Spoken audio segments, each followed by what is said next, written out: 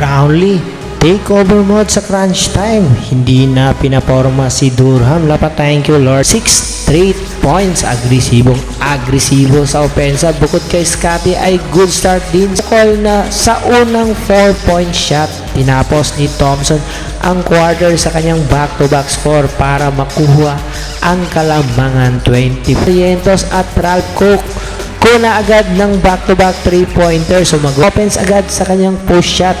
Yun nga lang ay problem dahil nananatiling mainit si Scotty Thompson.